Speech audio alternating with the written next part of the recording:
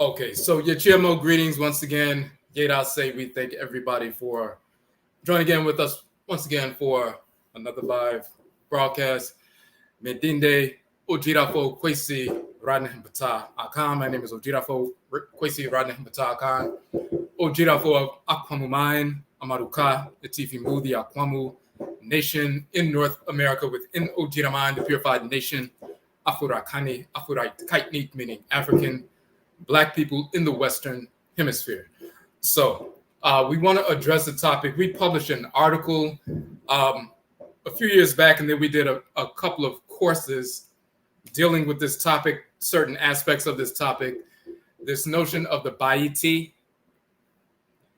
And we use the ancient term BAITI, the dual T, Ba, spirit.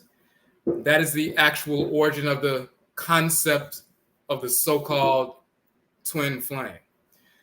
So all of this misinformation and foolishness about twin flame relationships and people having workshops and books and documentaries produced by the whites in our spring, putting forward false information, nonsensical information about this topic.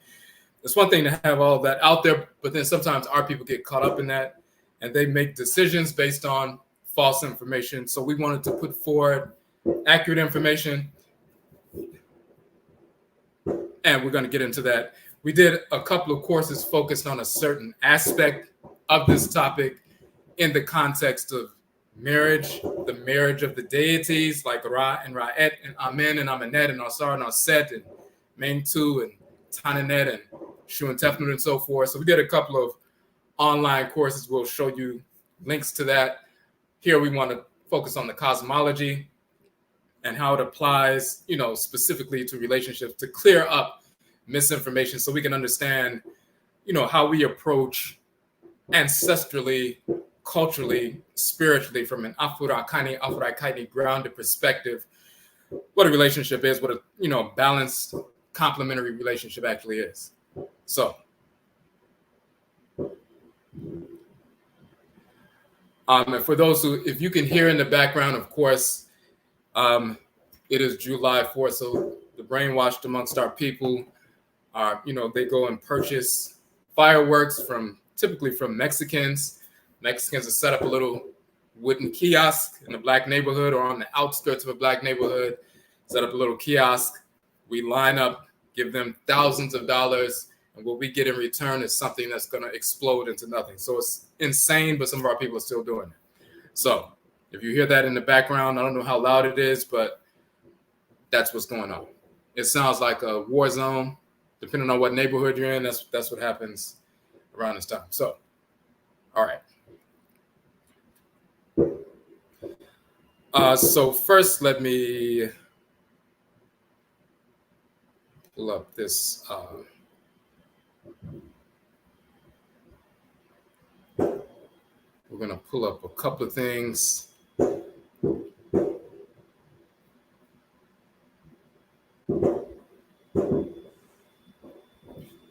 In fact, as a matter of fact, first let me show you the reason why we utilize this symbolism here.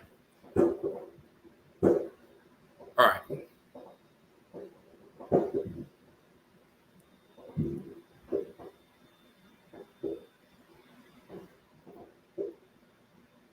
So, in the reason why we utilize this symbolism for the flyer, this is a sculpture, a couple in the Baule Akan community. So Akan people are the plurality of the population of Ivory Coast and West Afuraitkiat, and as well as the majority population in Ghana, West Afuraitkiat, West Africa. So between Ghana and Ivory Coast, there are about 26 million Akan people, one of the largest ethnic groups on the continent in general. Also one of the largest ethnic groups from West and Central and parts of South Afuraitkiat, Africa, from whom our people were taken and forced into the Western Hemisphere. So there are many people in the Western Hemisphere who are Yoruba ancestrally, or Igbo, or Bakongo, or Mindi, or Gola and Kisi. There are many of our people who are Akan. And of course, when you look at our work and our books and the 31 books I've published and classes and so forth, you'll see that we focus a great deal on Akan culture and showing the continuity of culture from ancient Khanid and Kemet into Akan culture in West Afuraitkiatnut, Africa, into the Western Hemisphere, because we are Akan and we know our ancestry. So that's one of the reasons we do that. But it's also, comparatively, you can show the cosmology.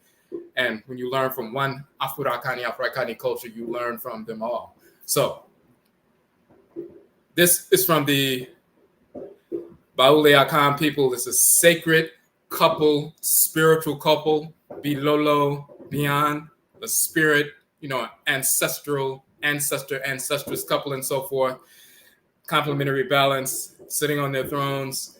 And then, of course, we have Shu and Tefnut, male and female divinity of expansion and contraction, who we're going to get into their cosmology, because the story of the twin flames who are together, the couple that's together, then they split apart, and then eventually they find each other again and come back together based on divine wisdom. That story is stolen directly from the cosmology of Shu and Tefnut, because that's what took place with them. That's the origin of the twin flame story. And then, of course, they corrupt that, and they even add some dissexual, homosexual nonsense to it in European culture. So, but they are the cosmological foundation for this notion of twin flame relationships. So we're going to get into that. And in the Medusa, this is one of the spellings of BAITI. So that's the reason we have that representation there.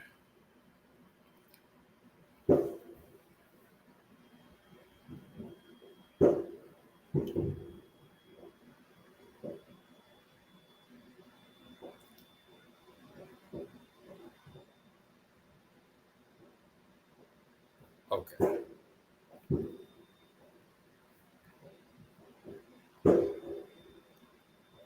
So first, we're going to look at the term Ba. The term Ba, as it's spelled in the language of ancient Khanid and Kemet.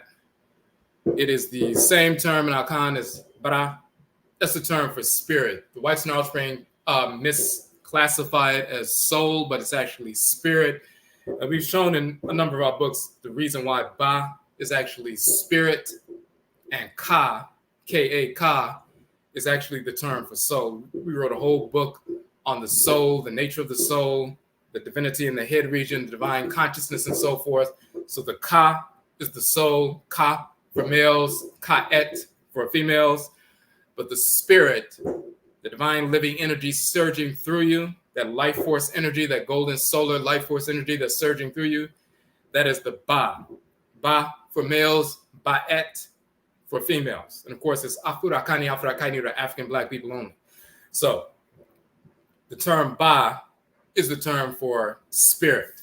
Now, very often represented as this in the sacred animal totem, this particular bird is a representation in and of itself for Ba. However, sometimes you will see the bird and the little bowl right here of burning incense with a flame arising from the bowl. So you have the term Ba, you're talking about a bird, and then you have a bowl of burning incense. To give you a better picture of that bowl of burning incense, if you see the Per'a, the sovereign, the king, and so forth, so-called pharaoh, he's holding a bowl of burning incense. The flame is arising. You see the smoke here and so forth. That's what's going on right here. You also have the Ba bird right here, the little bowl, and this is a flame arising from the bowl. So when you see in the Medusa, in the hieroglyphs, you have the bird, and then you have the bowl with the burning incense and the flame coming out. That's one representation for Ba, sometimes just the bird itself.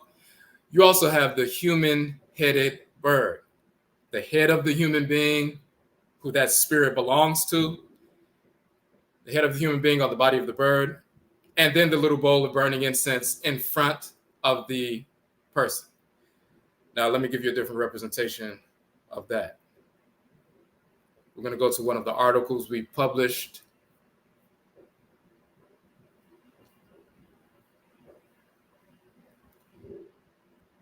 to get some more insight on the nature of that symbolism.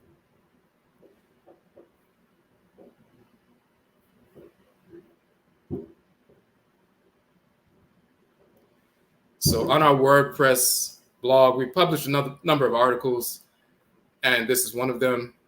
Abba, Nekabet, breath and spirit, the Ba and Ba'et.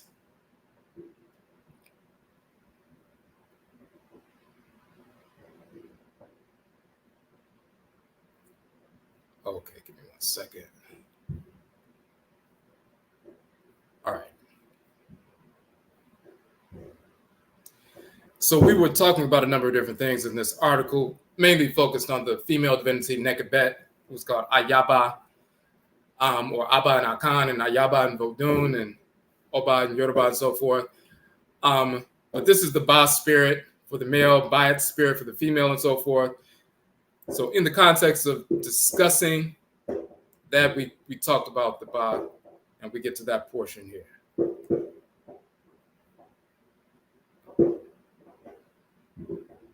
And just to give you a quick image, for example, when someone transitions and you see the spirit of the man here, or the woman and so forth in the ancestral realm, you see the female divinity coming out of the tree and so forth, Nut in the tree, and she's pouring libation and reinvigorating the individual who's transitioned.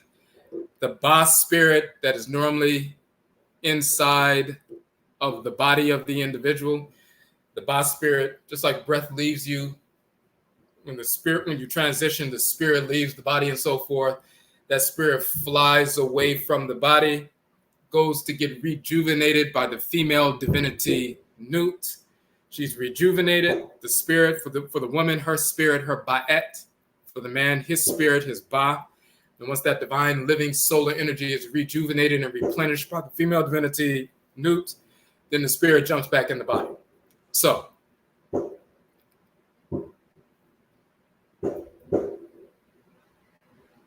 and the same thing, you know, when you look at the representation of the great vulture, and we talk about her governing the respiratory system, when you look at the heart and the lung complex, you will see that the heart is where the breast is, and the lungs are the two wings and so forth that expand and contract. You see Nekabet governing the respiratory system in that context is the great vulture and so forth. So you have a expanding and contracting set of wings, the lungs that expand and contract and so forth, and the heart area is the breast region. That's for the air, but within the air, when you breathe in air, there's also solar fire, solar energy, and that is the solar bird inside of that structure right there.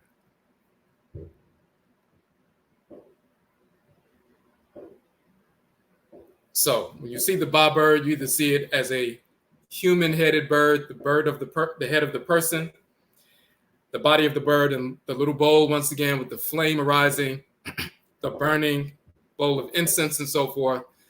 Or sometimes you will see the bird, this is a side view, the bird itself, the head of the person, and the solar disk on the head. So why do they have either a bowl of burning incense or the solar disk and a bird? Because your life force energy, your spirit, is an animate, meaning winged force. It's an animate, winged fire. There's an animate fire surging through your system. Just like when you take in air, inside the air is solar energy, fire energy, and so forth. And as your heart is pumping and sending blood throughout the system and oxygen throughout the system, sending life force energy throughout the system, and it's constantly circulating through your system, that solar energy is constantly surging through you. It's an animate, meaning a winged fire. So you have the bowl of burning incense for the fire, or the solar disk on the head of the birds, showing you have an animate fire within you that animates you, makes you active, vital, functioning, and so forth. That's why the Ba itself is the spirit, the animate force. But then it's also the term for flame. So Ba is spirit, but it's also represented by the flame. Now,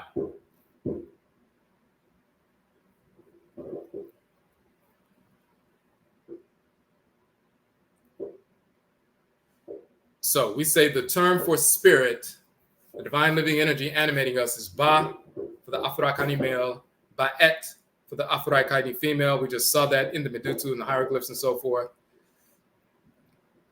The Ba or Ba'et is a spirit force, a child of Ra and Rait, the Creator and Creatress, who are called Inyokumpon and Inyokunton in Akan, Odumare and Oshumare in Yoruba, Da and Aida Huedo in Vodun. And let's just show an image of that real quick so you can see.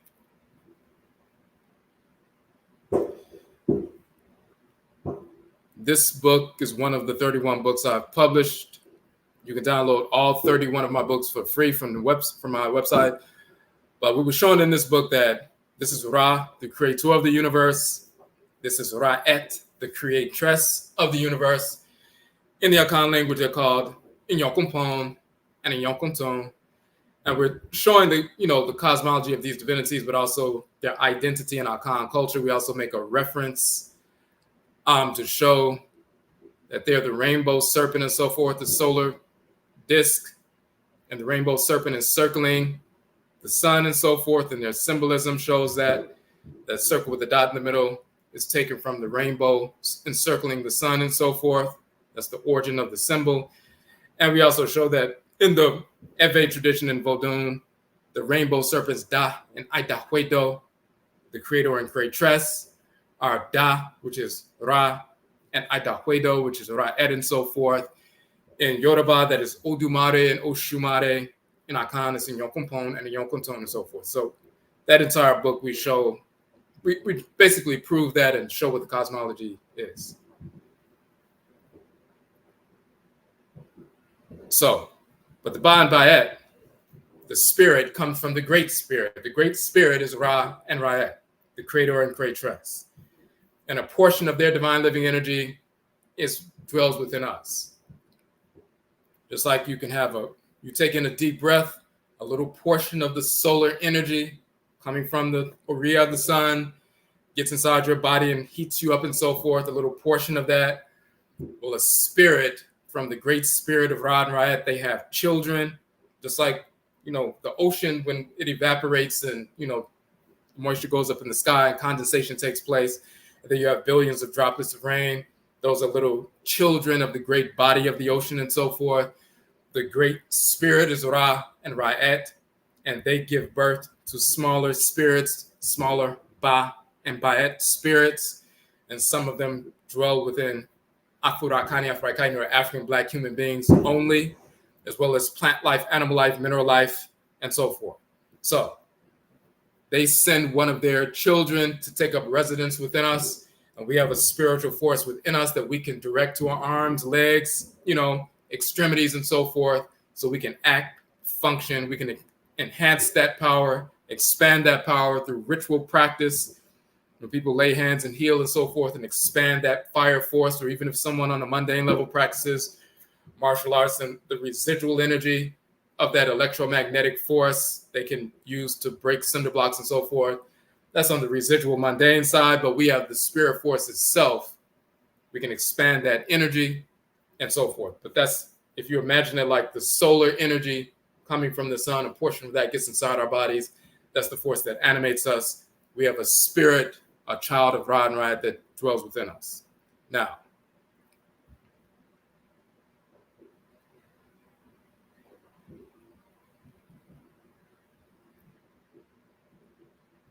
so we say Ra and Rait direct one of their children as a divine spirit force to take up residence within our spirit bodies.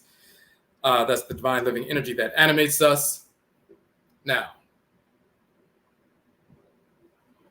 we're talking about how we absorb the solar energy and heat through the breath. It's carried within the oxygen through the bloodstream and so forth, permeating the entire body. So that's the animating force. Now, give me 1 second.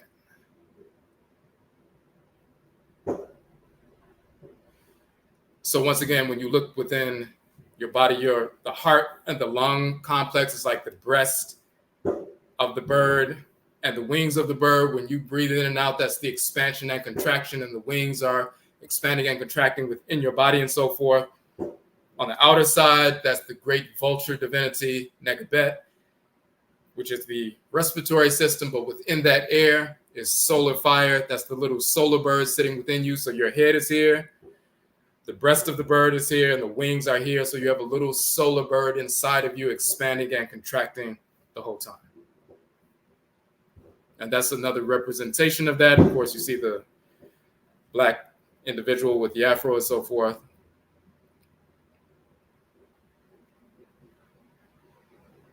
And then we start talking about the endocardium, epicardium, and so forth, and its relationship to the shrine of the ba and ba physiologically within your body. But so let's go back to our definitions. In the Medutu, to show the relationship between Shu and Tefnut and the ba and ba.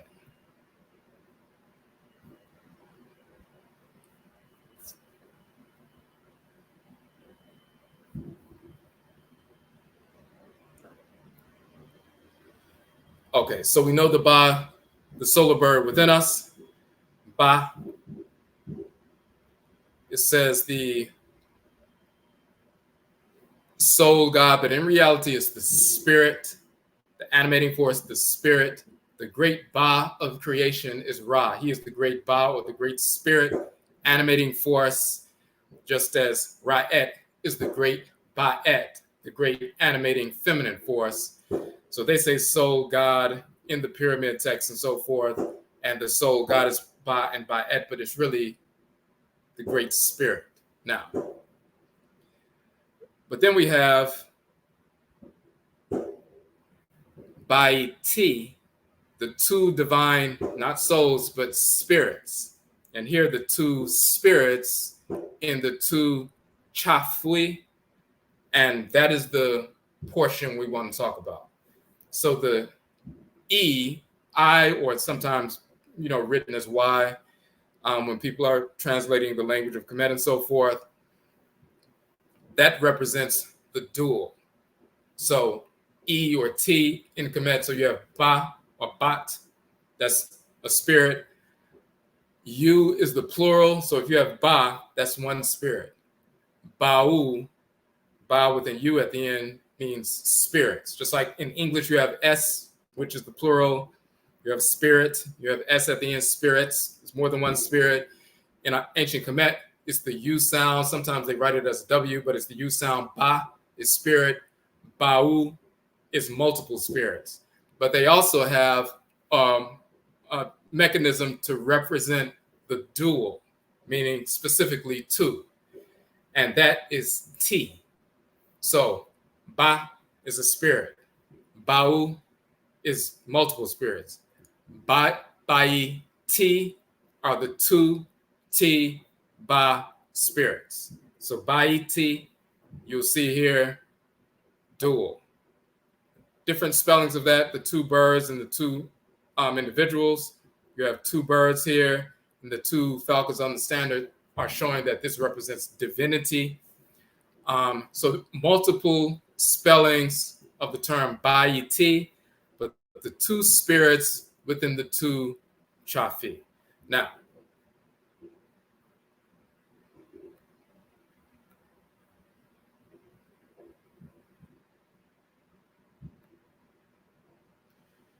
here we have Shu and Tefnut.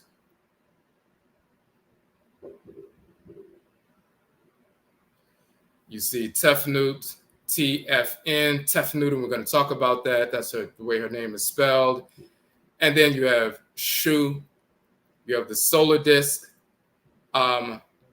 Shu has to do with fire, but Tefnut also has to do with fire, but specifically when you see the water line pouring out, it's water, but it's the form of a hot or a fiery water. So there's an expansion and contraction. So let's show what we're talking about and who they are, where they come from, and all of that. And then we'll get into the cosmology found in the Runupert and Heru about who Shu and Tefnut are as these twin flame spirits specifically. Now, what we're going to do is we're going to go to one of our other books.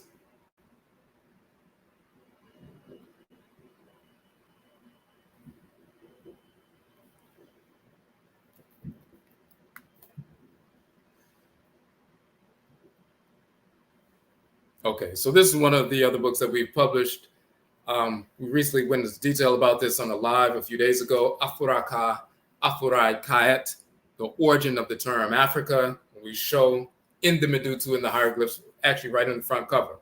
Afurakai right here from the papyrus of Hunefer, as well as Afuraka from the temple of Paraka, so-called Philae, and ancient Kemet, and so forth. But we go into the cosmology and prove that Afuraka is the origin of the term Africa. But there's some other information in here that's relevant to this topic.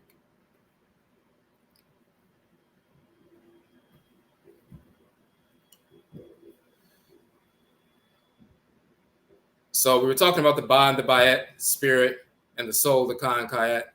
But we were talking about the deity Ptah, the fashioner of creation. He's deep within the core of earth. And he's the divine fashioner. So,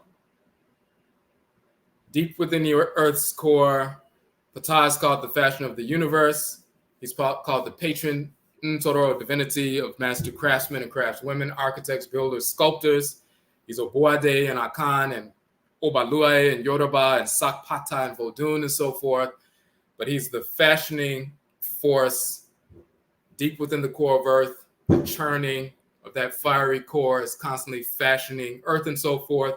The spiritual force in the inner core, on the masculine side is Ptah, on the feminine side is Sekhmet and so forth. They're deep within the core. But so when Ra and Rait create the universe and cause things to come into being, they direct Ptah to fashion the forms of things like planets, suns, moons, stars, and he's deep within the core, constantly fashioning. So he's the master craftsman, architect, and all of that. Now,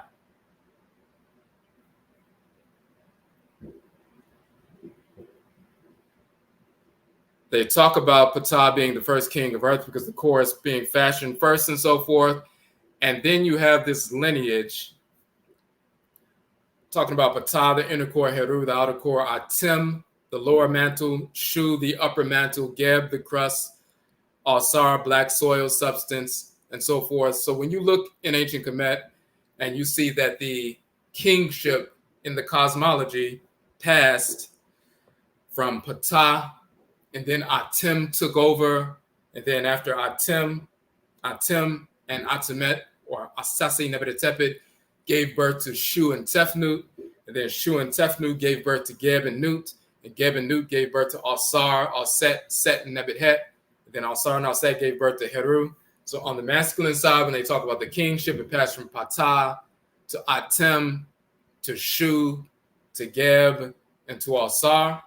When you look at the shrines within earth, you have Ptah at the inner core, you have Atem in the mantle, lower mantle, Shu in the upper mantle, Geb, the crust, Alsar, the black soil substance. So every layer, Ptah, inner core, Atem, Shu, Geb, crust, Alsar, black soil, and so forth. Every layer, when they say the kingship passed from Ptah to Atem to Shu to Geb to Alsar, this is what we're talking about. On the geological side.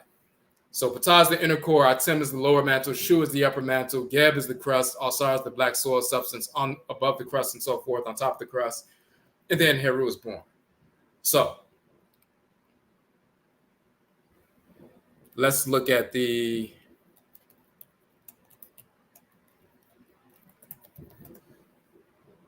image of the Earth's core real quick.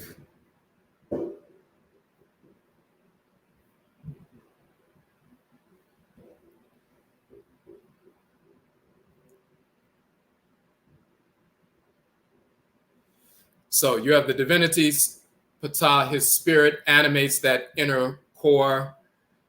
You have Heru operating through the outer core, and that includes Heru, Bedeti, and so forth when you're talking about the inner earth. But then in the mantle is broken up between the lower mantle and upper mantle. Atem is the lower mantle. Shu, his son, is the upper mantle. Then Shu gives birth to Geb, that's the crust. And then on top of the crust, you have, hold on one second.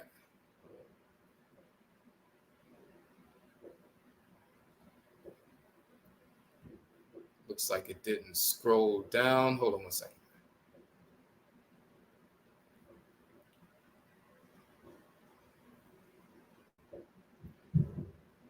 Let me switch over. Hold on one second.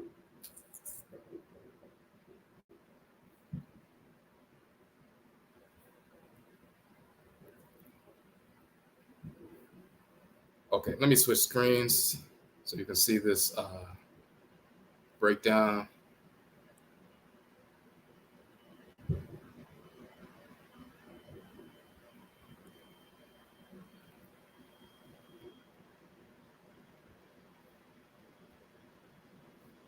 Okay.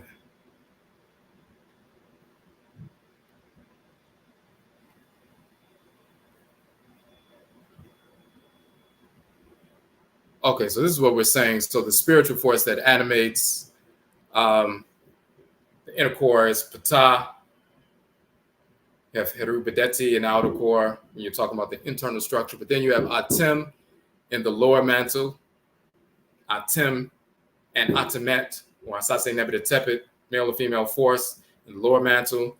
Then they give birth in the cosmology to Shu and Tefnut, and they are in the upper mantle here. And then Shu and Tefnut in the upper mantle give birth to Geb and Nut. And Geb is the Earth's crust, and Nut is the atmosphere surrounding the Earth. And then Geb and Nut give birth to Alsar, Set, Set, Nebet, Het, which is the black soil, river waters, red soil, rain waters, and so forth. So the kingship, when they talk about it in the cosmology, it passed from Ptah to Atem to Shu to Geb to Alsar. You're going internally all the way to externally to the king that is on earth, the first king on earth, which is Alsar, the black soil substance, and so forth.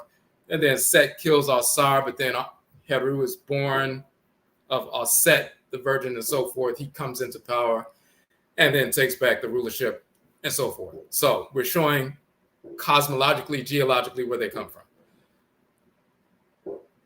So you have Shu and Tefnut in the upper mantle. Now,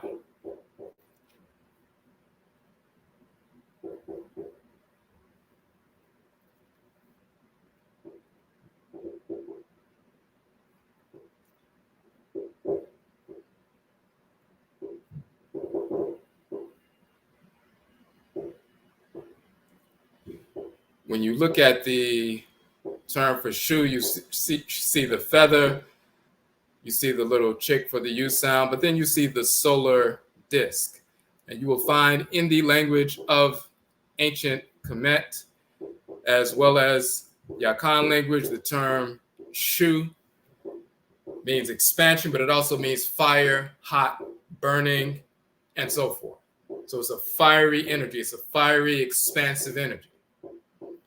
You'll also have Tefnut, and Tef means to expectorate or release. And you see the lips and the water line, the wavy water line spilling. So it's a release of water. So that's Tefnut and so forth. And the little vase right here contains water. So it's Tefnut is a release of water, but she's the sister of Shu. So it's a fiery water. Now, that's the cosmology. They're in the mantle and so forth. And that's what we're talking about throughout the cosmology of Kemet. Two fiery divinities. You will see also, for example,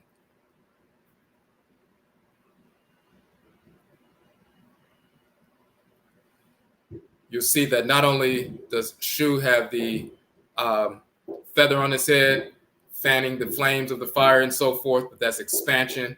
That fiery energy, you need oxygen for fire to expand and so forth. So, but you see Tefnut, she has the solar fire disk on her head.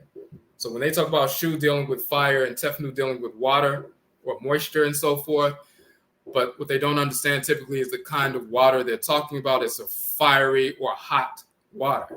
Now, you may be familiar with this notion of hot springs. And let's just pull that up so you can see a representation of that.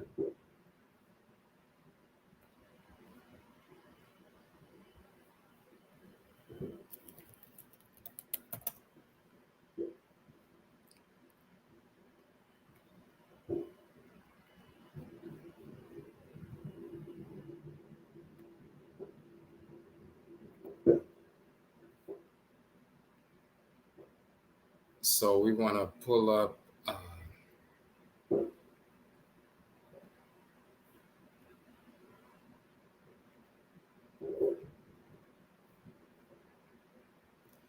okay.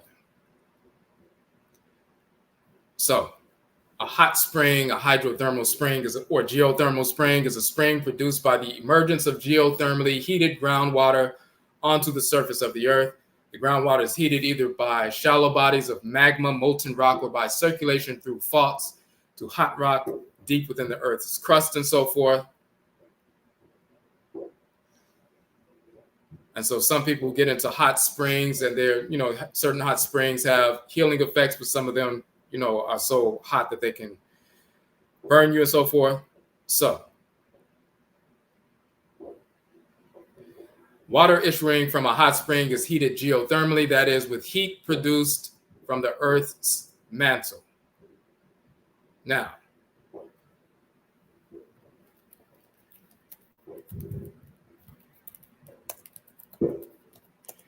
this is a very important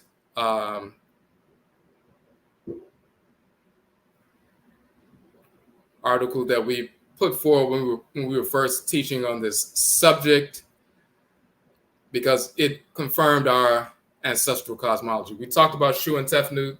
They are in the mantle and so forth. The mantle is hot and fiery and so forth. But Tefnut, Tef means to release or spit and so forth.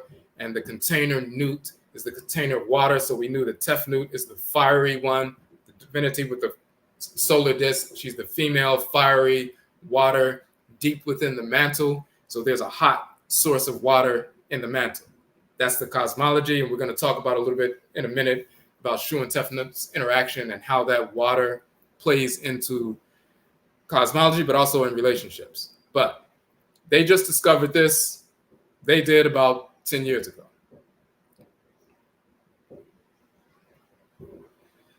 New evidence for oceans of water deep in Earth.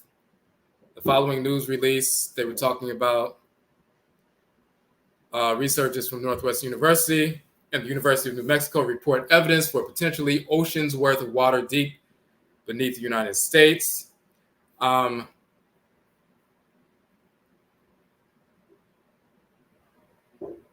there's some more. I don't want to go through the entire piece. Scientists have long speculated that water is trapped in a rocky layer of the Earth's mantle, located between the lower mantle and upper mantle. And we said the lower mantle or the upper mantle is Shu and Tefnut.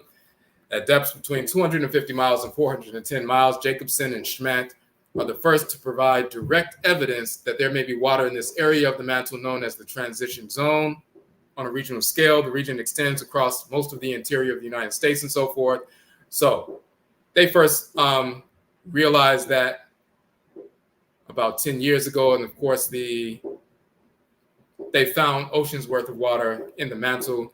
Our cosmology showed that Tefnut is a spiritual force that animates that fiery, hot water deep within the mantle, along with her counterpart Shu, that fiery magma, rock, and energy in the mantle as well. Shu, fire, Shu, expansion, Shu deep within the core. All right. Now, let's look at their cosmology.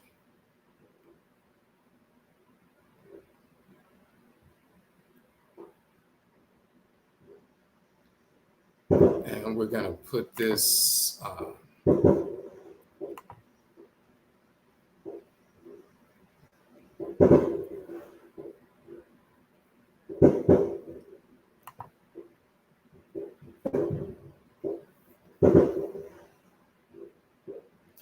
Okay, so in the Runu Pert Imiru, so-called Book of the Dead, Book of Coming Forth, by day and so forth, there's information about Shu and Tefnut.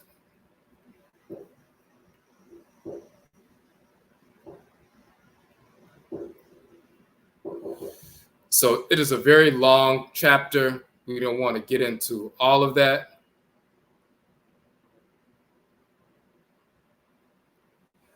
So just want to touch on a few things before they, in fact, let me see. There's a lot of cosmology in here, so I don't want to waste too much time getting to parts that are not 100% reflective. All right.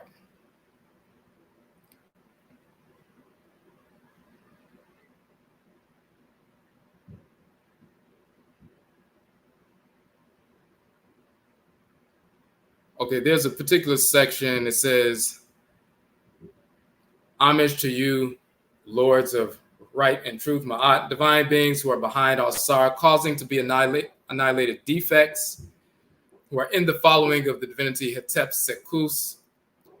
Grant you me that I may come to you, destroy you all defects which belong to me according to that which you wrought for the 7 beatified beings, those who were among the followers of their master Sepa, made Anpu their place on that day of come therefore there. So what they're saying right there, there's a group of 7 spirits that were directed by the divinity Anpu to operate under the governance of a divinity named Sepa. These 7 beatified beings or 7 spirits govern the spirit body of Al-Sar. Al-Sar is mummified and so forth, and there are 7 beings governing his spirit body. We show later in some of our classes that these 7 spirits that govern the spirit body of Al-Sar are the 7 spirits that govern the 7 Karu, so-called chakras and so forth. And that's already written in the cosmology of ancient Kemet thousands of years before Hinduism and Buddhism and all that other nonsense. So those 7 beatified beings, they go into detail talking about who they are. So we're not going to go into too much detail about them. We've done that in other classes, but that's what they're referencing. Then they ask the question, what then is it? These lords of right and truth, Tehuti and Astes, Lord of Amentet, the divine beings behind Al-Sar, they list those divine beings. And 1 second, then we go to the next page. The defects are in the following: Hetep Sekus, Sebek are in the waters. Now, Hetep Sekus is the eye of Ra. It's a female divinity. Otherwise said, the flame it is following Al-Sar to burn up the spirits of his enemies. As concerning the defects, all which belong to Al-Sar, the scribe of the divine offerings of all the divinities Ani, Ma'al-Keru, since he went forth from the womb of his mother. So they're talking about basically the deceased person is saying, asking divinity, since I lived in harmony with divine order, remove my defects, my spiritual defects, just like you remove the, defects from the spirit body of Al-Sar when he was killed and then he was mummified and purified and so forth. Since I lived in harmony with divine order like Al-Sar did, allow me to be purified and my defects removed so I can live in the harmony and company of the ancestresses and ancestors in peace in that community when I'm living in the ancestral realm. So they're just talking about that process. Now, then they list those different divinities. And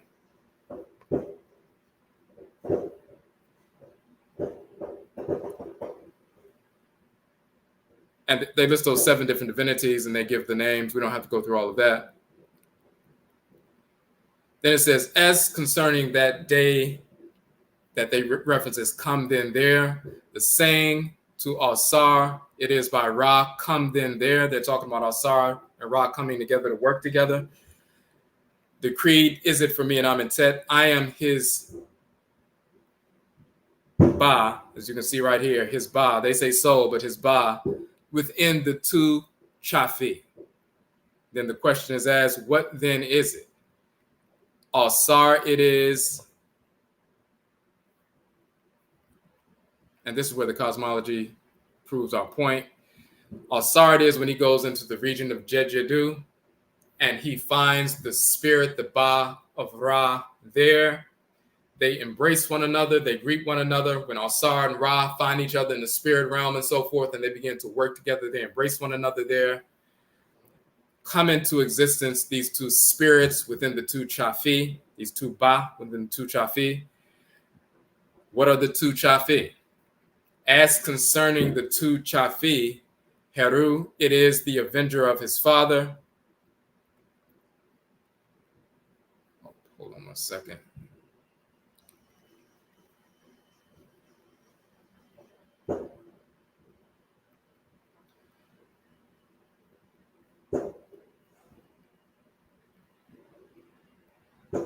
Okay, I have to. It's a little tricky to expand on Google Books. Okay, Heru, the avenger of his father, and Heru Mkinti Maati, otherwise said, his double spirit within the Chafi. The spirit or Ba, this of Ra, the Ba or spirit, this of Alsar, the Ba, this which is within Shu. So the Ba that is within Shu and the Ba spirit which is within means within Tefnut. His double Ba, which is within Jejedu. And then they talk about I am the cat that is fighting by the Persea tree and Anu and so forth. So there's a double spirit that they're referencing that is Shu and Tefnut are the dual spirit. The dual spirit within the Chafi. They are the dual Ba or the BAITI within the Chafi. When you see Ba spelled with the bowl of burning incense, so they're the twin spirit, the twin Ba or the twin flame spirit within Chafi. Now, what is the cosmology of Shu and Tefnut about separating and getting back together and so forth? So first and foremost, they're this dual spirit. Cosmologically or geologically, they're deep within the core of Earth. The Ba spirit that's within your lung structure, let's look at that real quick, and then we're going to get into their cosmology.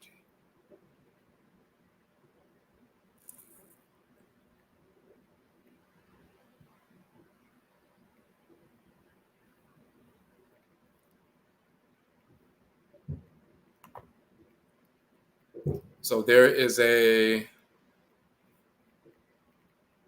site we want to show you real quick.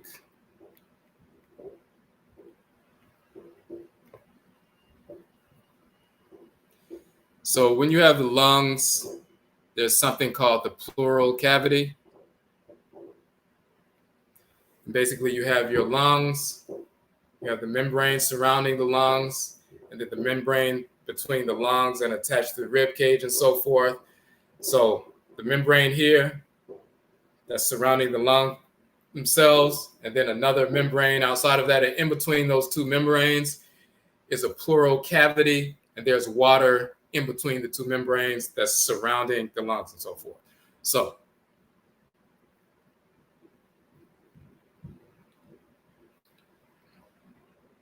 the pleural cavity is the space that lies between the pleura, the two thin membranes that line and surround the lungs. The pleural cavity contains a small amount of liquid known as pleural fluid, which provides lubrication as the lungs expand and contract during respiration. Then they talk about what, things that can negatively affect the pleural cavity. But the key with regard to that is Shu and Tefnut are within the lungs. We saw that within the neck of better. You saw the Ba spirit, the little bird sitting within the lungs, the solar force within the lungs. When the lungs expand and contract, talking about respiration, that solar force is operating within the lungs and so forth. And you have around the lungs, you have the pleura, you have the membrane surrounding the lungs and, attached to the rib cage and so forth. And in between those two membranes is the pleural fluid that lubricates and, allows the lungs to function and so forth. That is the shrine of Shu and Tefnut, the twins, the two lungs, and the pleura or pleurae within the lungs and so forth, and the water within the cavity. That is the water deep within the core of the mantle and so forth, the fiery water within the core, lubricating earth and so forth. In your body, the shrine of Shu and Tefnut, they're seated within the lungs. They are the fiery forces of expansion, Shu, contraction, Tefnut, that fiery energy that allows you to expand and contract and operate. Deep within the lungs, that's where they are, but they have fiery fluid that lubricates the functioning of the lungs. Also, the lungs purify the blood, when it comes through the heart and so forth, the heart-lung complex, that blood is purified, re-oxygenated, so it can, be sent out through the rest of the body, through the circulatory system, and carry nutrients and oxygen to all the cells. When the blood comes back to the right side of the heart, it has to go through the heart-lung complex. The fire purifies the blood, oxygenates the blood, fires it back up, and now you have the fired up, purified blood, and now it's sent back through the left side of the heart and through the circulatory system, carries the nutrients and the fire, oxygen to all the cells in the body by the arteries. Then it gets captured in the veins and comes back to the right side of the heart. It's deoxygenated. The debris is purified or burned away. More oxygen is added to it, and then it's sent through the left side of the heart. But the lungs have to do with purification, fire, expansion, contraction, and so forth. So the physical shrine of Shu and Tefnut is in the lungs, just like the physical shrine on Earth is basically the pleural cavity, that region within the mantle that's full of magma, fire energy, and fiery water. That's the parallel between the two.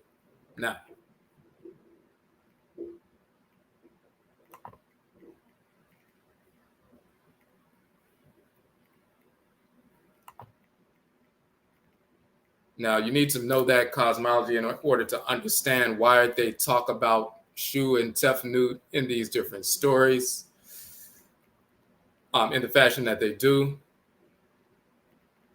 And before I show you that, I want to show you this image real quick.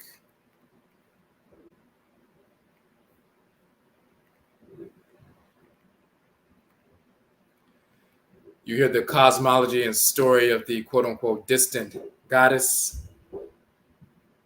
This is an image of Tefnut in the form of a lioness and so forth. Solar disc on the head. Her name is here in Tefnut in the temple of Daka and so forth. But the story of the distant goddess where Tefnut separates, and because of a conflict, then she leaves Kemet and goes into the south, into Nubia, and she takes all the water with her. Then the entire country is suffering and so forth. And Ra sends Shu as well as Tahuti to go down and persuade her to come back to Kemet so she can bring the water back and, abundance comes back once again. This is actually Tefnut. That story is not talking about Sekhmet, which a lot of people misunderstand. Now,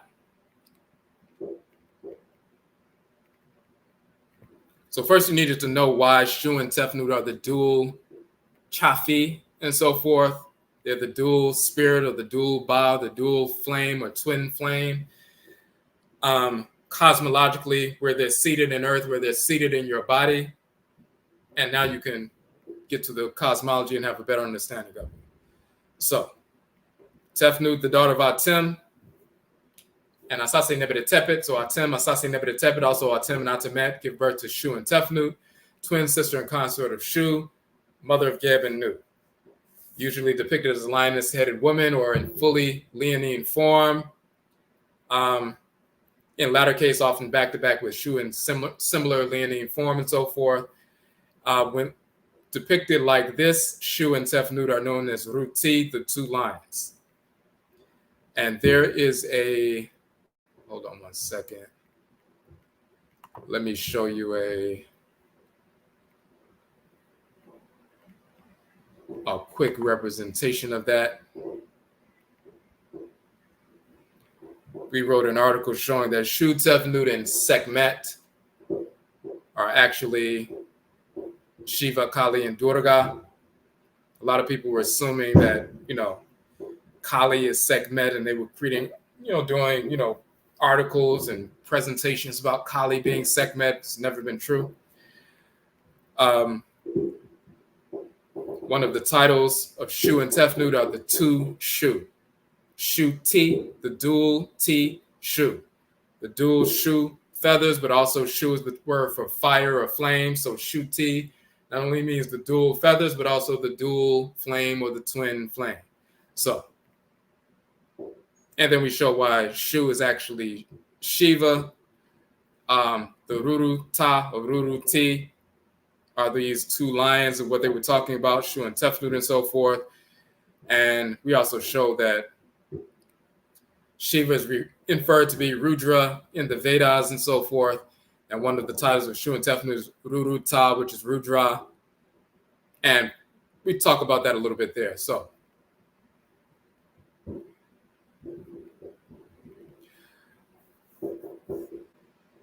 now, the name Tefnut is sometimes linked to a verb tefn, meaning to spit or eject something from the body.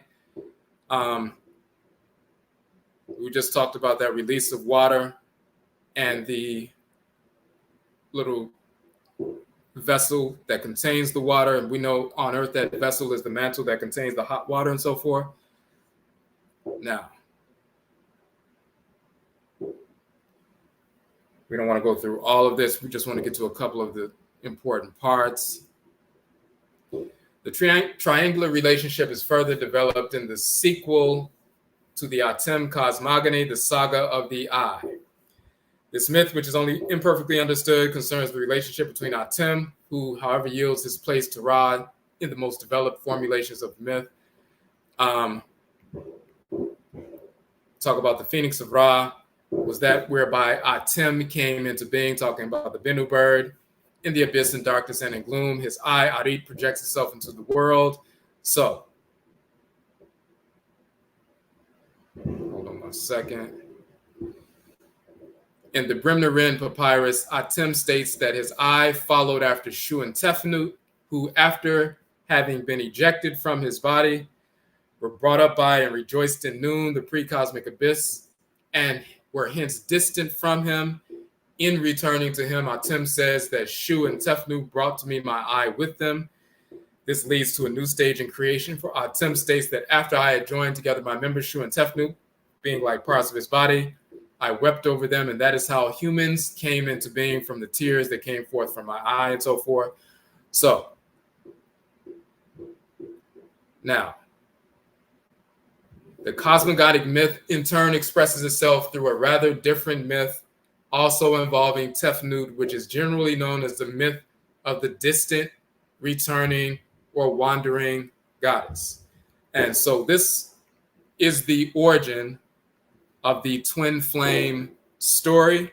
But first you needed to know, first, who are the twins? Shu and Tefnut are twins, cosmological counterparts, born of Atem and Asasi Nebuchadnezzar. So expansion and contraction, the expansive masculine fire and feminine fire and so forth, the fiery force, expansion and contraction within fire and water and so forth. So Shu and Tefnut are the Shu T, the twin T. Shu, as we just saw, they're twin, but Shu also means flame, so they're the twin flames. We saw in the Runu Pert Imheru that they are the twin Ba, or twin flame spirits within the two Chafi, and they are identified as Shu and Tefnut. Now and we also saw that they're in the mantle together, the upper mantle, the fiery magma rock and the fiery water and so forth that develops the ultimate shape of the earth, the crust and so forth. Now we look at their cosmology as these twins. The cosmogonic myth, Tefnut is induced by Shu to return with him to Kemet from a vaguely determined semi-mythical land, distant land called Bogem or Knesset. Knesset is a region of ancient Nubia, Nubit, regarded as lying to the south of Kemet. Now, the return of the fiery and wrathful distant goddess involves her appeasement or purification through ecstatic rites and by immersion in a sacred lake identified symbolically with the Noon.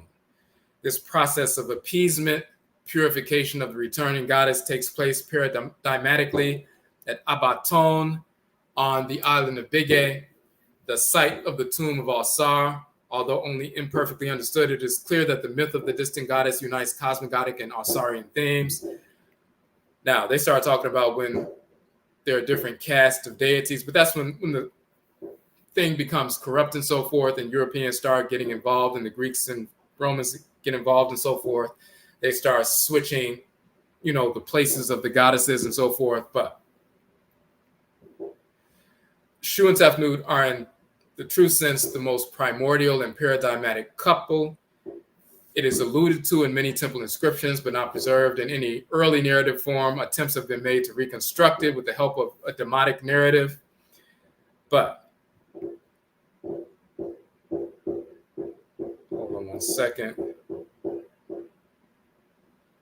Let me just get to the other portion of it.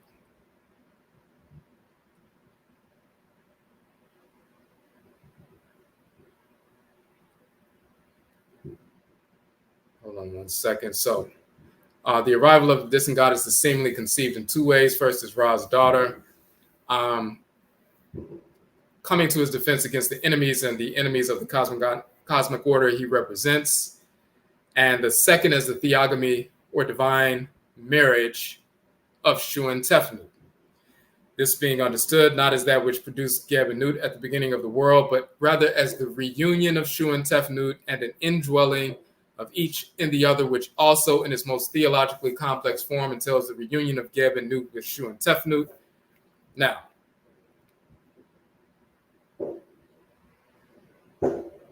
let me find... Let me show you this image right here. Once again, so we can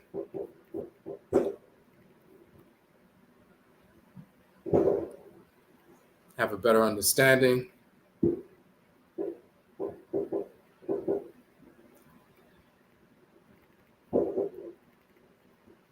Okay. So in the story, there's the story about Tefnut being dissatisfied with the state of the affairs of the nation. She leaves Kemet. She goes to the south. As she's leaving, as this spiritual force is leaving Kemet and so forth, all the water is being taken out of Kemet, and she's taking it with her, magnetically drawing it all to the south. And now the people are suffering. There's no water at the proper levels and so forth. Ra assesses the situation, and he sends her husband, brother, quote unquote, divine complement, Shu, to go and retrieve her. But he also sends Tahuti, the male divinity of divine wisdom, not sending them to go and, capture her and force her to come back, but through wisdom and through persuasion and showing this is what will be in harmony with divine order, they convince her to return to Kemet. And as she returns to Kemet and moves through the different cities and so forth, water returns to each region that she comes to, and there's rejoicing and, celebration and jubilation and so forth by the people because things are being returned to order. So when there's a tumultuousness going on in relationships, and then there's a separation, and water or moisture or lubrication or sweetness and so forth leaves the relationship, then you're sent by the creator of the universe to reconnect or reestablish that bond. But you do so under the guidance of the divinity of divine wisdom, which is Tahuti. And that's that story of the separation of the two twins, literally the Shu T, the twin T, Shu are the twin flames. They separate, then they come back together, and then there's harmony in the nation, and then there's separation and so forth. Even physiologically, if you consume the wrong foods or you engage in activity where there's depression and anxiety and so forth, when you look at the spiritually, when you're talking about the lungs, you often hear people talk about that the lungs hold on to grief and so forth. So if you're engaged in grief or depression or sadness and so forth, then that puts a heavy you have a quote unquote heavy heart and, breathing heavy and so forth, that's captured in the spiritual force that governs the lungs. You have Shu and Tefnut, and there's, some discordance. You're out of harmony with those forces in nature that govern the lungs and so forth. So instead of feeding the heart, the lung complex sends that fire energy. When you breathe in the solar energy, that fire energy goes into the lungs. When the blood comes through the heart that's deoxygenated, that fire you just breathe in purifies the blood, gets rid of the debris, burns up the debris, reoxygenates the blood, fires it back up, makes it more vital. And once it's fired back up, then it's, as we said before, it's sent through the left side of the heart into the arteries, into the circulatory system to start the process over again. So you need that Shu and Tefnut operating within the lungs to keep the heart purified, to keep the heart clean, to keep the heart oxygenated and the blood oxygenated. If Shu and Tefnut, if you're out of harmony with Shu and Tefnut, then they're not going to purify the heart and the blood moving through the heart and so forth. Then there's going to be a heaviness and quote unquote anxiety, depression, and all of that, and you're going to have a problem. So you invoke the divinities Shu and Tefnut. They expand your fire force, your expansive and contractive force. You burn away impurities. You lift that depression. You lift that anxiety. Even on a physical level, when you start, if you're depressed and you're not moving and you're sedentary and you're laying around and so forth, and then you say, I need to get my body moving, and you get up and do some aerobic exercise and you start running and expanding and contracting your lungs and filling yourself up with fiery energy, you start vitalizing yourself and, breaking through that depression and so forth, secreting hormones and start to break through that depression. It's the same thing with that spiritual force of Shu and Tefnut, expansive and contractive fire and water within you. You have to purify the heart. It purifies the heart, purifies the blood and the energy moving through the heart. If you're out of harmony with Shu and Tefnut, there's not going to be any heart purification. There's not going to be any heart energy purification. Let's look at this. What's important about the heart in this article, because it's directly related to this notion of balanced relationships.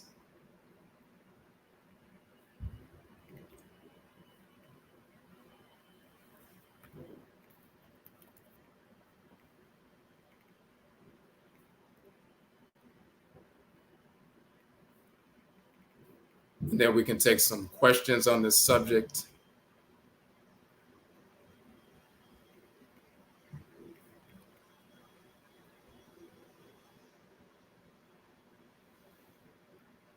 So we say the physical shrine of the Ba'at, the spirit.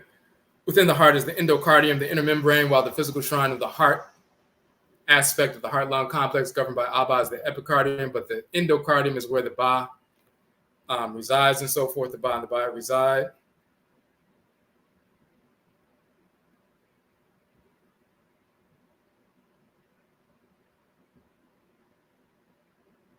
Hold on a second.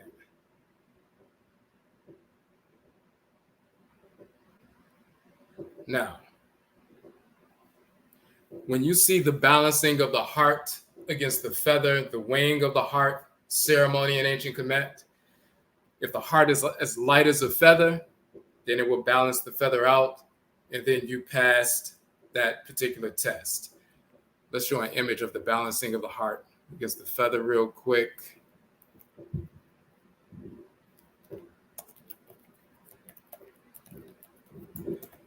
We have this in one of our books, just the image of that.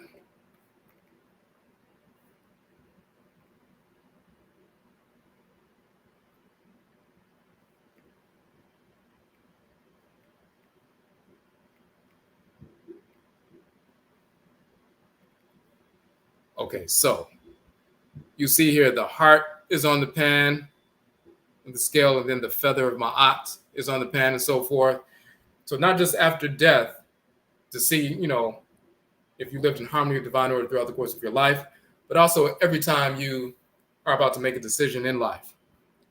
Your heart is placed on the pan against the feather on the other pan. Of course, the feather is very light. So if your heart is light, it balances the feather, and then you pass that test, and then you can move on and be accepted by the deities and ancestral spirits and live in a pristine community and harmony with order and so forth.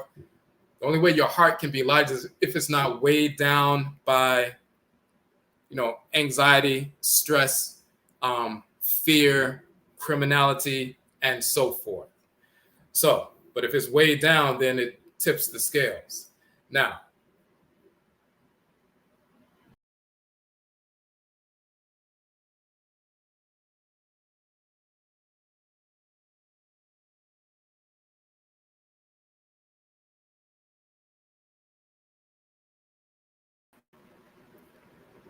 okay, we went out for a second.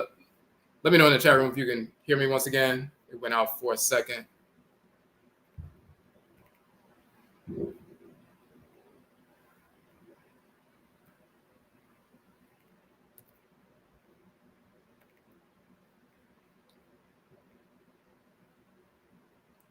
Okay, just give me a thumbs up if you can hear me. The link went out. Okay, miras.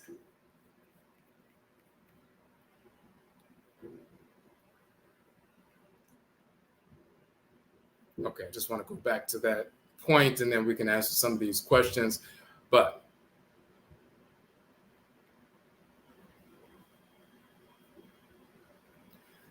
so when we talk about the physical heart receiving, the blood and so forth, and the deoxygenated blood and some of the debris and so forth, and then it's purified by the heart-lung complex. The spiritual heart, the ab, as it's called in ancient Kemet, Ebaz is called in Akan and so forth. The spiritual heart receives the energic projections that you receive from other individuals that you come in contact with, also your own conditionings and so forth. But when you come in contact with individuals, when you interface with people, that energic force, when you engage them spiritually, the energic expressions that are bombarded from them that hit you and you receive their energic projections, those are stored in the heart. The heart is a repository for those energic projections and so forth. You can purify those experiences of that energic force, get rid of the things you don't need and save the things that you do. But if you hold on to everything that you receive from other individuals, then your heart becomes heavy. And when your spiritual heart is placed on the scale, it tips and so forth. But when your heart is light, then you can pass that test and you're not weighed down and so forth. One of the ways your heart gets weighed down is there's no purification. But when you invoke Shu and Tefnut, these fiery forces that operate within the physical and spiritual lungs, the Hati is the spiritual heart-lung complex. Just like you have a physical heart, you have a spiritual heart, which is ab. You have a physical heart-lung complex, and the spiritual heart-lung complex in ancient Kemet is called the Hati. So that spiritual force operant within the heart-lung complex is Shu and Tefnut. When that energy purifies your heart, then your heart is light. You get rid of negative conditionings, as well as the projections that other individuals deliberately project upon you. Emotional energy is, or unconsciously project on you, but you pick them up and retain it. You can purify that, sift that out, separate it, hold on to what you need to hold on to and reject what you need to reject and so forth. Your heart is light and then you can move forward. If you don't do that, then you're walking around heavy. And as they talk about spiritually, you're holding on to grief, anxiety, fear, and so forth. In the lungs, they become heavy. You're not invoking Shu and Tefnut. We pour libation, we invoke Shu, we invoke Tefnut. When we engage in ritual prayer, we invoke Shu and Tefnut and so forth. Part of that reason is so when we need to align with them, we're so close to them already because we invoke them on a regular basis that calling that energy is relatively easy or simple for us. And when we need to purify ourselves, when we run into relationship issues, or even just there's a disconnection, you need to reconnect with the individual you need to reconnect with, whether they're in your region or another part of the country, another part of the world, and so forth. When you're invoking Shu and Tefnut for that purpose, you start stimulating the forces that will pull that balanced twin flame relationship together. All right.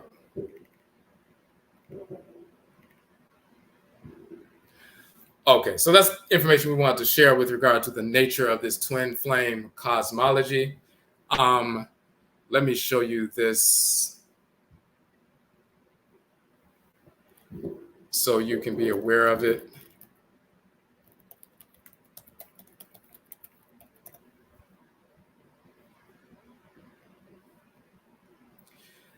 On our institution page, we've taught 40 online courses. Some of them were 6-week courses. Some of them was 4-week courses. Some were 7-week courses.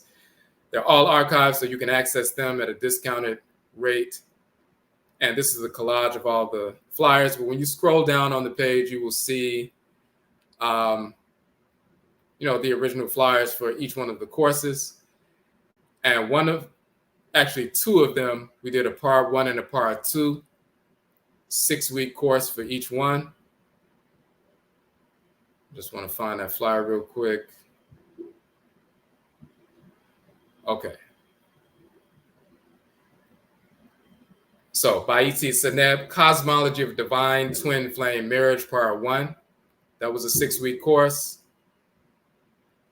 And you see Shu and Tefnut right here, but you also see Amen and Amenet, Ra and Rait, Kepra and Keprit. We also have Ptah and Sekhmet, and Maintu and Tananet and so forth. So we were talking about that. And then we had a part 2. And we had Gebenut, Asar and Aset, Hapi and Merit, male and female divinities of the Nile River, Set and Nebet Het, Min and Het Heru, and this is Maintu and Tananet and so forth. So hold on 1 second.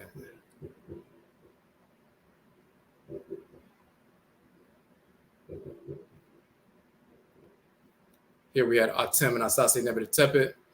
But in those 2 courses, both of them were 6-week courses.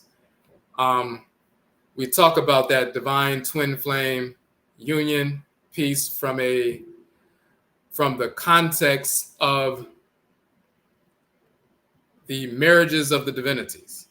And when you look at the marriages of the divinities and the way they interact with one another in the cosmology, then you see the model for how we need to interact with one another. So when you look at the relationship of Asar and Aset and how they work together cosmologically, Ra and Rait, Amen and Amenet, Shu and Tefnut, Geb and Nut, Asar and Aset, Set and Nebet Het, all of these different ones.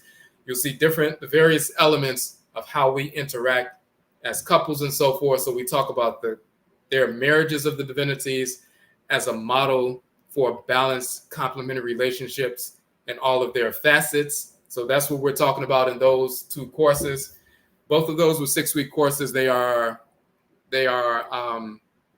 archived. So the 6-week courses are $15 each. So when you go on the site, you can access the first 6-week course for $15. You can go through that, and you can get the other one for $15 if you like. So when you see all of our 40 courses, the 4-week courses are $10. The 6-week courses are $15. The 7-week courses are, I think, $22 or whatever. So, we have those different ones. But we were dealing with the marriages themselves. That was the specific focus there. But tonight we just want to identify, number 1, who are the twin flames? What is the nature of the twin flame? How is that defined? Why are Shu and Tefnut literally the twin Shu or flames of fire? Where they're seated on earth, where they're seated in the body, in the pleural cavity, and the pleura of the lungs and so forth, where they are spiritually in the Hati. And when we engage in ritual, whether it's certain kinds of ritual for ritual movement, ritual dance, ritual body movement and so forth, anything that's expanding and contracting the lungs, and we invoke Shu and Tefnut in that context, that helps us realign with them and so forth. But invoking them by name, pouring libation, or in meditation, or in ritual chant or ritual prayer, you start bringing that energy closer to you. So when you need to figure out how to realign with your complement, or connect with your complement for the very first time, or reconnect with your complement to be identify who the complement is, and also identify when you're making up things in your head, pretending like this is spiritual and this is my divine complement and so forth, and it's really not. But you're pretending like you got these spiritual downloads and this person is the real person and the spirits told me. When you're engaged in real ancestral ritual, you can separate out when you're making up things in your head and trying to rationalize it spiritually as opposed to really aligning with who's who. So, invocation of the forces in creation that actually govern the union of balanced relationships, Shu and Tefnut, that leads you to that proper awareness. Now, all right.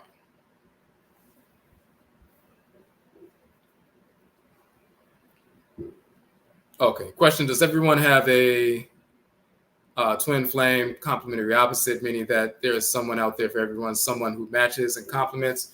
We do have that. However, because of the condition that we find ourselves in, sometimes things take place.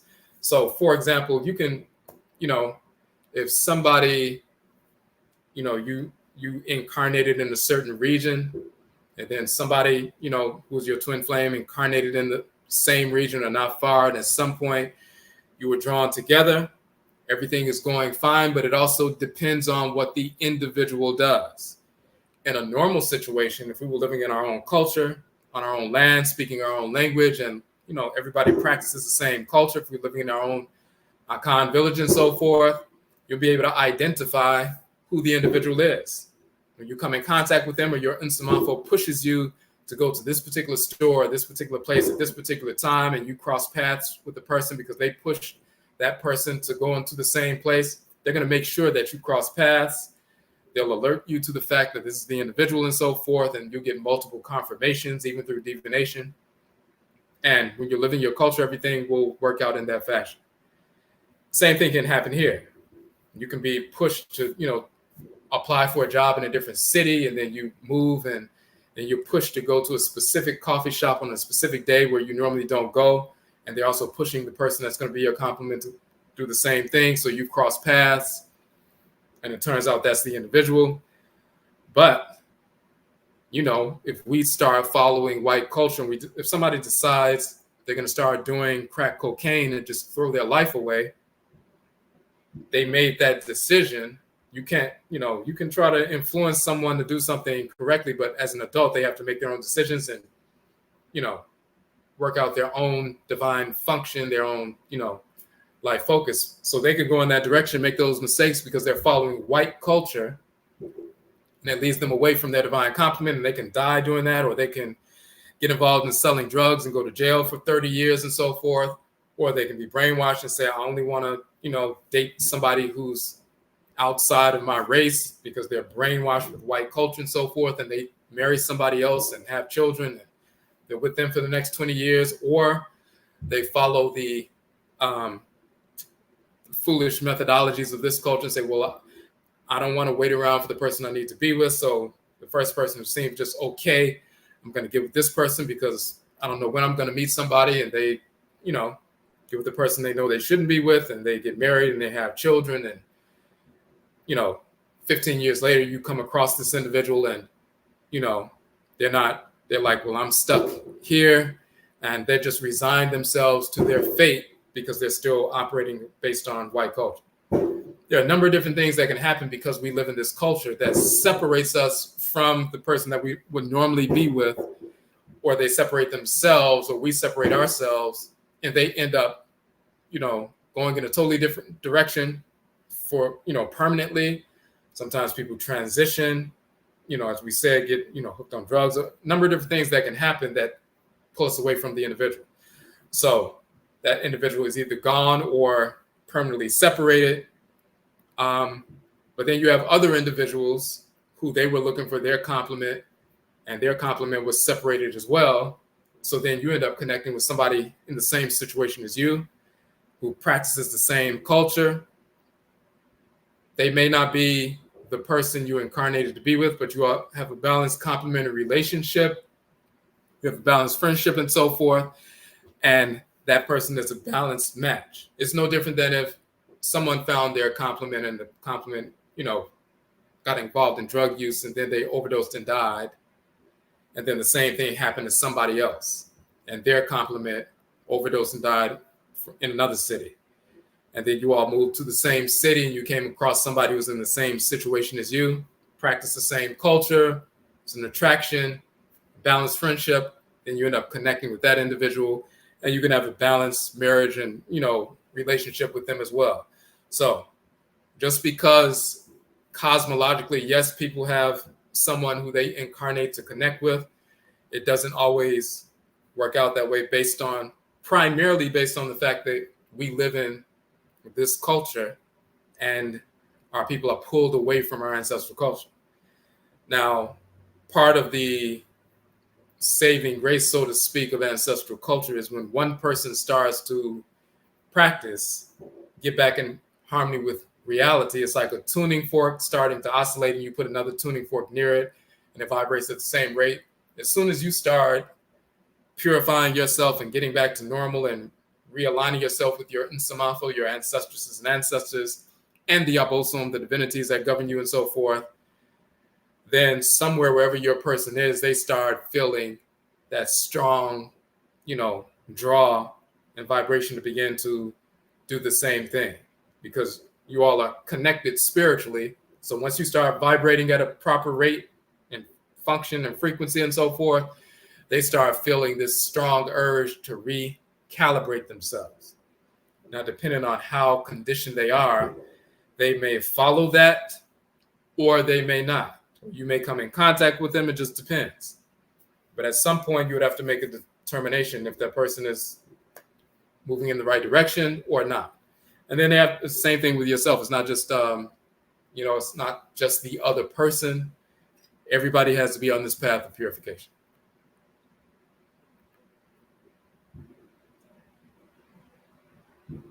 All right. Yeah, so that answers that second question that you had about the institutions. The institutions is the culture in place. One of the reasons we put culture in place is for this reason. One of the main problems that we have in our community is the dissolution of, relationships, or, people getting involved in relationships that are self-destructive, and it creates all kinds of toxicity. And then they have children with people they shouldn't have children with, and creates all kinds of toxicity. If you can imagine, if every Black person in our community was involved with the person they really needed to be with, imagine all the drama that would not exist and how many balanced families we would have, and institutions and businesses and so forth. So one of the reasons we established culture is to build relationships, which leads to building families and bringing ancestresses and ancestors back through these families and clans and so forth, to build a strong Oman or nation. The strength of an Oman or nation is rooted in the relationships, the strong relationships that people have that lead to strong families and so forth.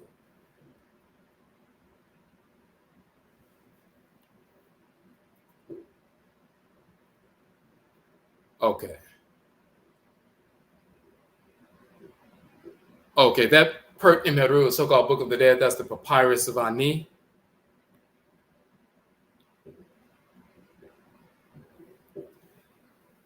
So if you just look at Papyrus of Ani, you'll see that.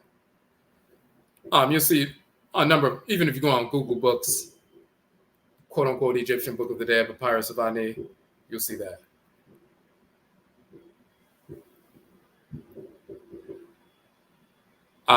Yes, so this notion of things that manifest spiritually can also concretize physically. So yes, if someone is spiritually having a heavy heart, that discordant energy can be concretized if it's, perpetuated to the point where people have, heart issues, stress, high blood pressure,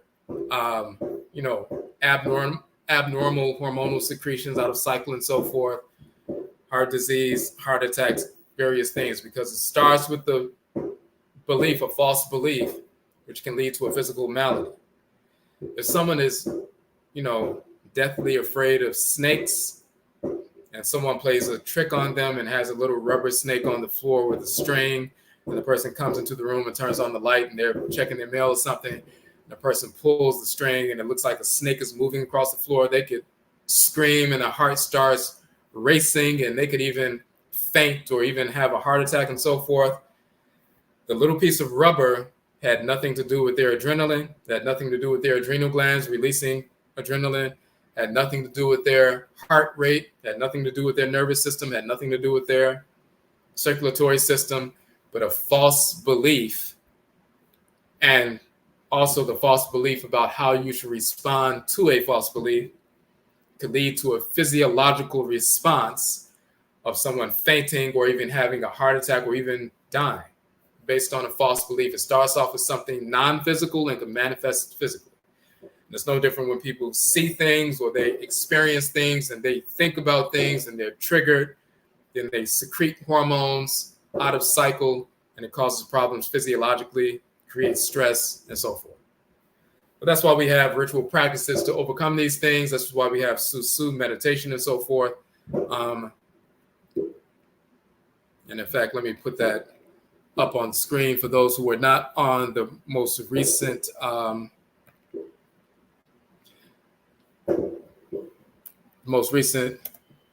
lives on our page here, on the SUSUW page on our website.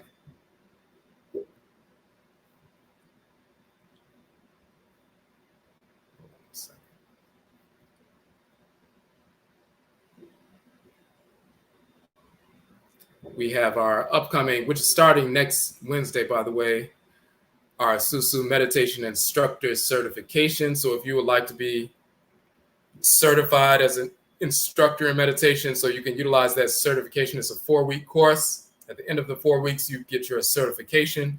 You can take that credential and engage in entrepreneurial activity. You can teach meditation sessions at a school, after school programs, places of employment, women's shelters, cultural organizations. When people say we want to have somebody come out and do a meditation session for 20 minutes, as we say, some people pay $100, $200, $300 for you to conduct a 30-minute session. It could be with adults, it could be group therapy sessions. People have communal organizations where they want people to come out and, assist people. They're teaching women how to get back on track. If they were in a homeless shelter or women's shelter for, domestic violence and so forth, or after school programs for children, or in school programs, or, summer school programs, rites of passage programs for adults in places of employment when they want to enhance productivity and they have a seminar and they bring someone out to, do meditation once a month or once a week or just a one-time event. They pay you a few $100s to conduct a meditation session and so forth. But you can use your credential for economic, entrepreneurship, but you're also impacting the community at the same time. So we have that. That is starting Wednesday. We still have a few spots open for registration. So if you'd like to register for the SUSUW Meditation Instructor Certification, you can do so on our SUSUW page on our website. Also on that page, we did a recent live, and you'll see this on our page. We're offering the referral fee for if you refer the course to someone and they register and they let us know, or you let us know that they were referred by you. Then once they register and pay the registration fee, then we will send you a $100 referral fee. So once they pay the registration, a part of that payment will be sent to you as a referral fee for, reaching out to people that we didn't have access to. And, you Cash App, you PayPal, you whatever. So if you refer one person, you get $100. If you refer 5 people, you receive $500. So that's a way for us to connect with the community through people who we normally would not be able to reach or wouldn't even know existed and so forth. And at the same time, we're empowering the community. So that's on our SUSUW page.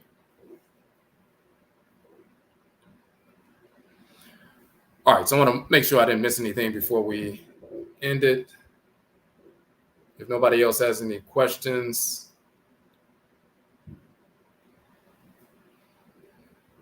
All right.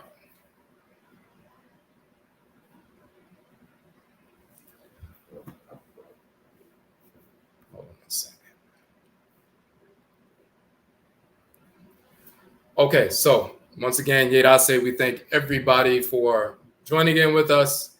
And Yebeshabio, we will meet